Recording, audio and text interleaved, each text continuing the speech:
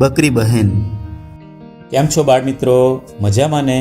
બાળ મિત્રો, આજે આપણે બકરી અને તેના બે બચ્ચાઓની એક સરસ મજાની વાર્તા જોઈશું. એ વાર્તાનું શીર્ષક છે બકરી બેન. તો ચાલો જોઈએ. બકરી બેન. એક હતી બકરી બેન. બકરી બેનને બે સરસ મજાના બચ્ચા થયા. બચ્ચા થયા એટલે ઘર બનાવ્યા વગર ચાલે નહીં.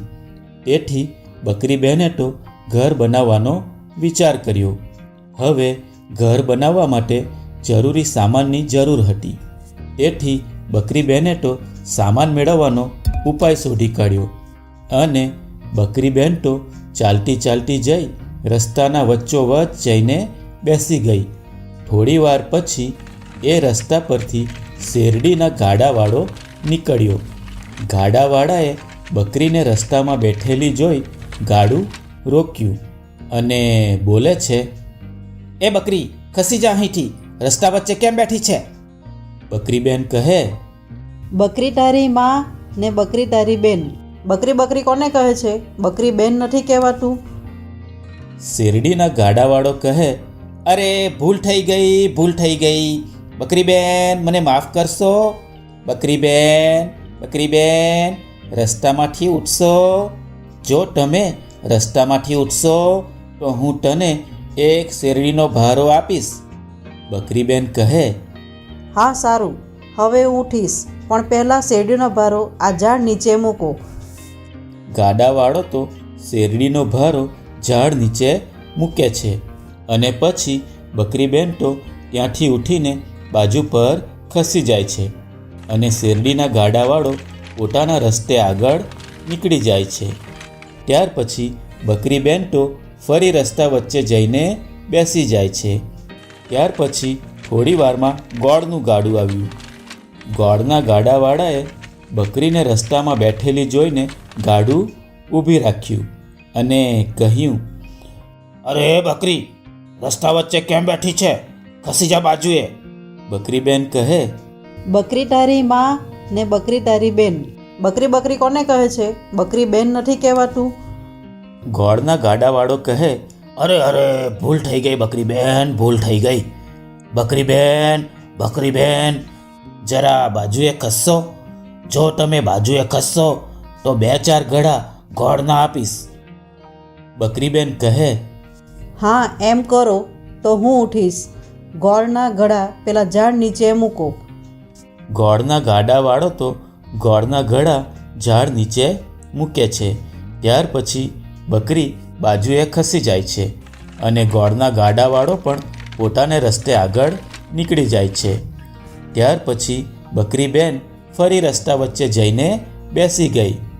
એટલામાં ટોપરા ભરેલા ગાડાવાળો આવ્યો અને બકરીને રસ્તા વચ્ચે બેઠેલી જોઈ ગાડું ઊભી રાખે છે અને કહે છે, અરે એ બકરી, રસ્તા વચ્ચે કેમ બેઠી છે? બાજુએ ખસી જા જલ્દીથી. બકરી બેન કહે, બકરી તારી માં ને બકરી તારી બેન. બકરી બકરી કોને કહે છે? બકરી બેન નથી કહેવાતું. ટોપરાના ગાડાવાળો કહે, અરે અરે અરે અરે, ભૂલ થઈ ગઈ બકરી બેન, ભૂલ થઈ ગઈ. બકરી બેન, બકરી બેન, જરા રસ્તા વચ્ચેથી ખસી જાઓ. આ લો, હું તમને 2 ટોપલા ટોપરાના આપું છું. બકરી બેન કહે, હા સારું, હવે હું ઉઠું છું. આ ટોપરાના ટોપલા આ ઝાડ નીચે મૂકો.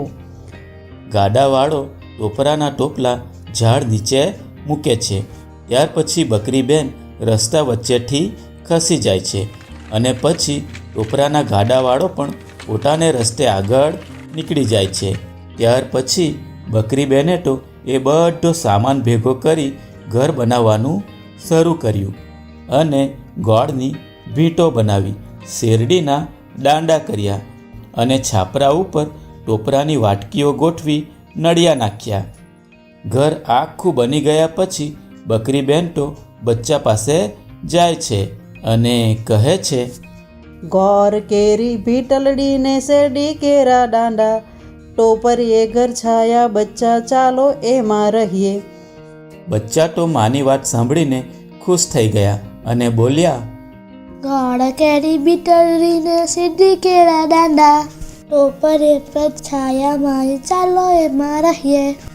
અને પછી બકરીબેન અને એના બે બચ્ચાઓ એ ઘરમાં રહેવા જાય છે.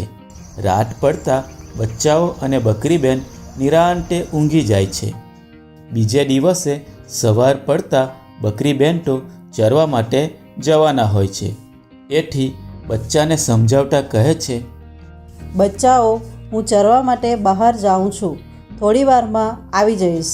તમે બારણાની કડી અંદરથી મારી દેજો અને કોઈ પણ આવીને બારણું ઊંઘાડવા કહે તો ઊંઘાડશો નહીં. હું આવીને કહું તો જ બારણું ઊંઘાડજો. બચ્ચાઓ કહે, સારું માળી, અમે એમ જ કરીશું, પણ તમે જલ્દી આવજો. હા સારું બચ્ચાઓ. એમ કહી બકરીબેન તો બારણું બંધ કરી ચરવા માટે નીકળી જાય છે. સાંજ પડતા બકરીબેન તો ચરીને પાછી ઘરે આવે છે અને પછી ઘરના બારણા ખખડાવે છે. અંદરથી બચ્ચા બોલ્યા, એ કોણ છે? બકરીબેન બોલે છે, કોર કેરી ભીટલડી ને શેરડી કેરા દાંડા, ટોપરીએ ઘર છાયા બચ્ચા બારણા ઊંઘાડો. બચ્ચાઓ તો તરત જ માનો અવાજ ઓળખી જાય છે અને સમજી જાય છે કે મા આવી છે.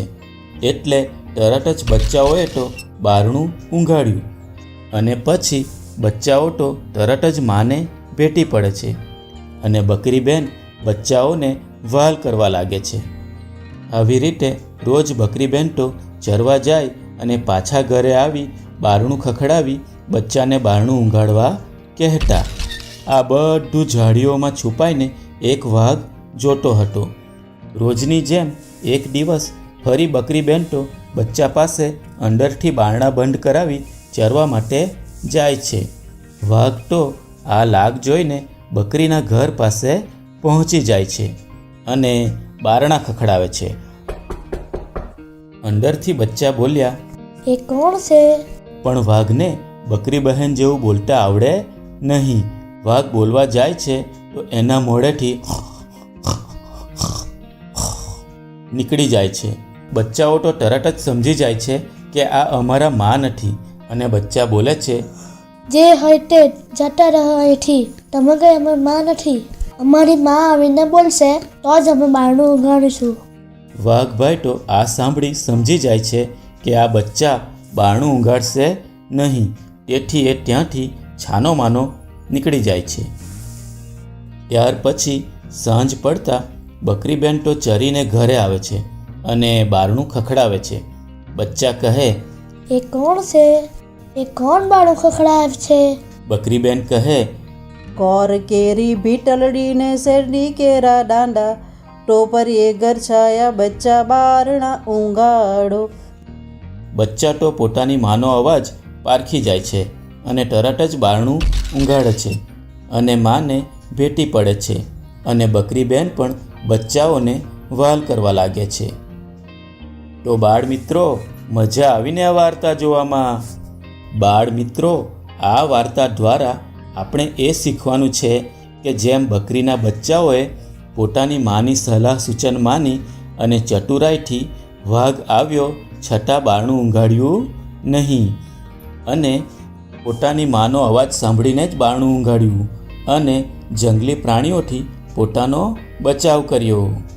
તો બાળકો, આપણે પણ પોતાના માતા પિતાની સલાહ સૂચન માનીને અજાણ્યા માણસોથી પોતાનો બચાવ કરવો જોઈએ. બરાબર? તો આવજો બાળકો, ફરી મળીશું એક નવી વાર્તા સાથે. આવજો. સબસ્ક્રાઇબ કરો આપણી ચેનલ નાવડીને અને જુઓ સુંદર મજાની વાર્તાઓ.